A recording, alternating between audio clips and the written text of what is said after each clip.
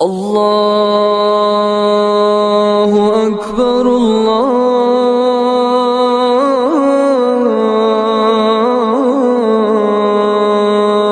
اکبر۔ السلام علیکم ورحمۃ اللہ وبرکاتہ۔ برادران اسلام و رفیقان گرامی قدر، رب ذوالجلال والاکرام نے اپنی ذات بابرکات کے متعلق ارشاد فرمایا ہے، وَهُوَ الْعَلِيُّ الْعَظِيمُ،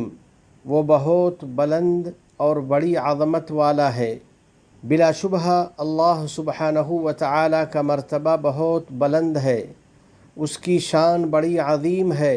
اور اس کی قدرت بہت عظمت و جلال والی ہے۔ ایسے مومنین اس کا بخوبی استحضار و یقین رکھتے ہیں جو اپنے رب کا کلام بغور سنتے ہیں اور اس کی آیتوں میں غور و فکر کرتے ہیں تو ان کے دلوں میں خشوع پیدا ہو جاتا ہے، ان کے جسم کانپ اٹھتے ہیں اور اللہ کی عظمت و جلال اور اس کی ہیبت و توقیر کے باعث ان کی آنکھوں سے آنسو جاری ہو جاتے ہیں۔ یہی تمام انبیاء و رسول علیہم السلام کی کیفیت تھی، جیسا کہ خدا رحمان نے اپنے اس قول میں ان کی تعریف فرمائی ہے، اولئک الذین انعم اللہ علیہم من النبیین من ذریۃ آدم وممن حملنا مع نوح ومن ذریۃ ابراہیم واسرائیل وممن ہدینا واجتبینا اذا تتلی علیہم آیات الرحمن خروا سجدا وبکیا۔ آدم کی اولاد میں سے یہ وہ انبیاء ہیں جن پر اللہ تعالیٰ نے انعام فرمایا، اور ان میں سے کچھ ان لوگوں کی اولاد ہیں جن کو ہم نے نوح کے ساتھ کشتی میں سوار کیا تھا، اور کچھ ابراہیم اور اسرائیل یعنی یعقوب علیہ السلام کی اولاد میں سے ہیں، اور یہ سب ان لوگوں میں سے ہیں جن کو ہم نے ہدایت دی اور اپنے دین کے لیے منتخب کیا۔ جب ان کے سامنے خدا رحمان کی آیتوں کی تلاوت کی جاتی تو یہ روتے ہوئے سجدے میں گر جاتے تھے۔ خود ہمارے آقا نبی کریم صلی اللہ علیہ وسلم کی بھی یہی کیفیت تھی،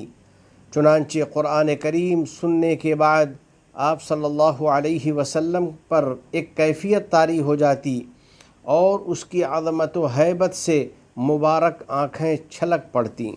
چنانچہ ایک بار رحمت عالم صلی اللہ علیہ وسلم نے حضرت عبداللہ بن مسعود رضی اللہ تعالی عنہ سے فرمایا، اقرأ علی القرآن، مجھے قرآن مجید پڑھ کر سناؤ۔ چنانچہ انہوں نے سورۃ النساء کی تلاوت شروع کی، یہاں تک کہ جب وہ اس آیت کریمہ پر پہنچے، فَكَيْفَ إِذَا جِئْنَا مِن كُلِّ أُمَّةٍ بِشَهِيدٍ وَجِئْنَا بِكَ عَلَى هَؤُلَاءِ شَهِيدًا، پھر اس دن کیا حال ہوگا جب ہم ہر امت میں سے ایک گواہ لائیں گے اور ہم آپ کو ان سب پر گواہ بنا کر لائیں گے۔ حضرت ابن مسعود رضی اللہ تعالیٰ عنہ فرماتے ہیں کہ میں نے اپنا سر اوپر کو اٹھایا تو دیکھا کہ آپ صلی اللہ علیہ وسلم کی آنکھوں سے آنسو جاری تھے۔ اللہ کی عظمت و کبریائی پر یقین رکھنے والو، جن چیزوں سے مومن کے دل میں اپنے رب کی خشیت کا ادراک پختہ ہوتا ہے اور اس کی عظمت کا یقین زیادہ ہوتا ہے،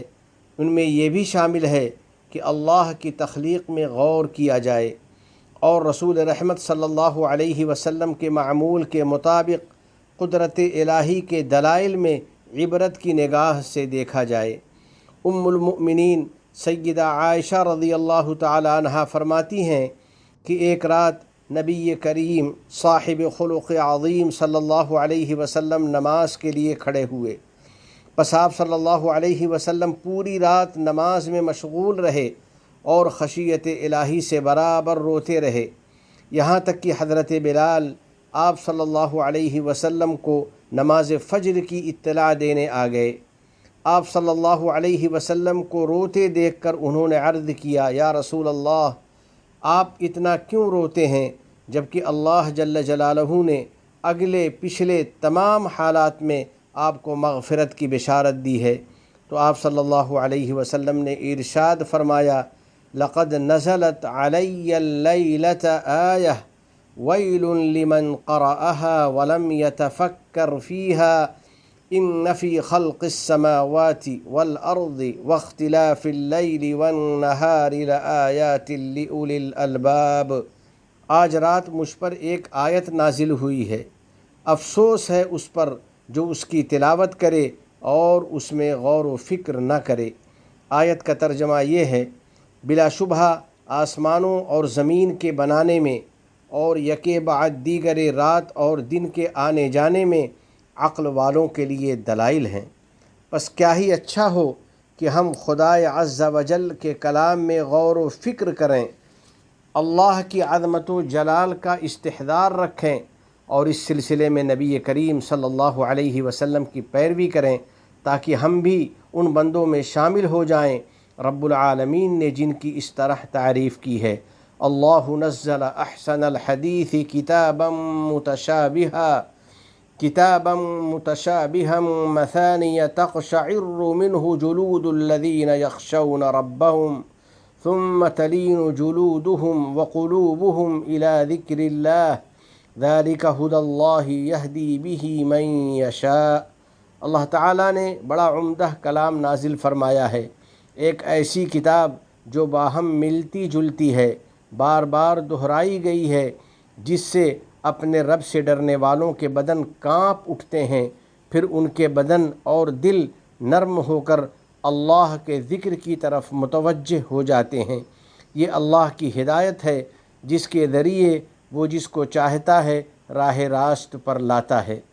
یا اللہ ہمیں ان لوگوں میں شامل فرما دے جو تیرے کلام پاک میں غور و فکر کرتے ہیں، تیری کاریگری اور تیری تخلیق میں فکر و تدبر کرتے ہیں اور تیری عظمت و کبریائی پر یقین رکھتے ہیں۔ نیز ہم سب کو اپنی اور اپنے نبی محمد عربی صلی اللہ علیہ وسلم کی اطاعت کی توفیق عطا فرما دے اور ان لوگوں کی اطاعت کی بھی توفیق دے دے جن کی اطاعت کا تو نے حکم دیا ہے۔ رفیقان ملت اسلامیہ، میرے عزیز بھائیوں، جن چیزوں سے انسان کے دل میں اپنے رب کی تعظیم زیادہ ہوتی ہے اور اس کی ہیبت و عظمت کا ادراک پختہ ہوتا ہے، ان میں یہ بھی شامل ہے کہ بندہ کثرت سے اللہ کا ذکر کرے، اسی طرح خوب غور سے اللہ کا ذکر سنے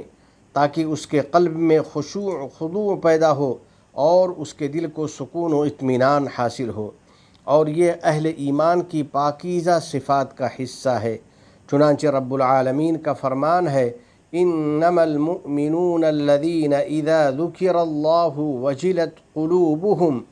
پس ایمان والے تو ایسے ہوتے ہیں کہ جب ان کے سامنے اللہ کا ذکر آتا ہے تو ان کے قلوب ڈر جاتے ہیں۔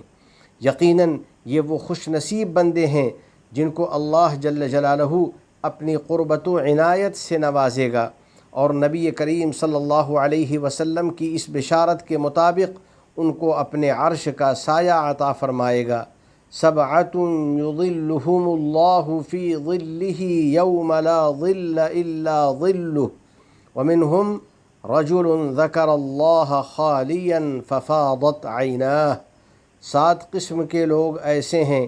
جنہیں اللہ تعالیٰ ایسے دن اپنا سایہ عطا فرمائے گا جس دن اس کے سائے کے علاوہ کوئی اور سایہ نہ ہوگا، اور ان 7 میں ایسا آدمی بھی شامل ہے جو خلوت اور تنہائی میں اللہ کا ذکر کرے تو اس کی آنکھوں سے آنسو جاری ہو جائے۔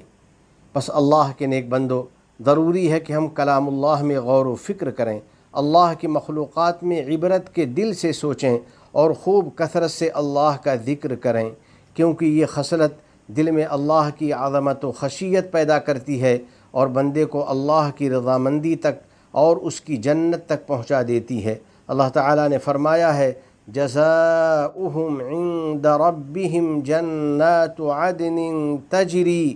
تجری من تحتها الانہار خالدین فیہا ابدا رضی اللہ عنہم ورضوا عنہ ذالک لمن خشی ربہ۔ ان کا صلہ ان کے رب کے نزدیک ہمیشہ رہنے والی جنتیں ہیں جن کے نیچے نہریں جاری ہوں گی جہاں وہ ہمیشہ ہمیشہ رہیں گے، اور اللہ تعالیٰ ان سے خوش رہے گا اور وہ اللہ سے خوش رہیں گے۔ یہ اس شخص کے لیے ہے جو اپنے رب سے ڈرتا ہے۔ تمام گناہوں، ہر قسم کی خرافات سے ہم کو بچا لے، ہماری اولاد کو ہماری آنکھوں کی ٹھنڈک بنا، ہم پر باران رحمت نازل فرما، ہمارے والدین، عزیز و اقارب اور پوری امت مسلمہ کی مغفرت فرما۔ متحدہ عرب امارات اور عالم اسلام سمیت پوری دنیا کو امن و امان کا گہوارہ بنا۔ اس ملک کے حکمراں، عوام اور مقیمین کو ہر قسم کے شرور و فتن سے محفوظ فرما۔ وفقنی اللہ و ایاکم لصالح الاعمال، وصلی اللہ علی سیدنا و نبینا و حبیبنا محمد وعلی آلہ وصحبہ اجمعین وعلی من تبعہم بإحسان الی یوم الدین۔ والسلام علیکم ورحمۃ اللہ وبرکاتہ۔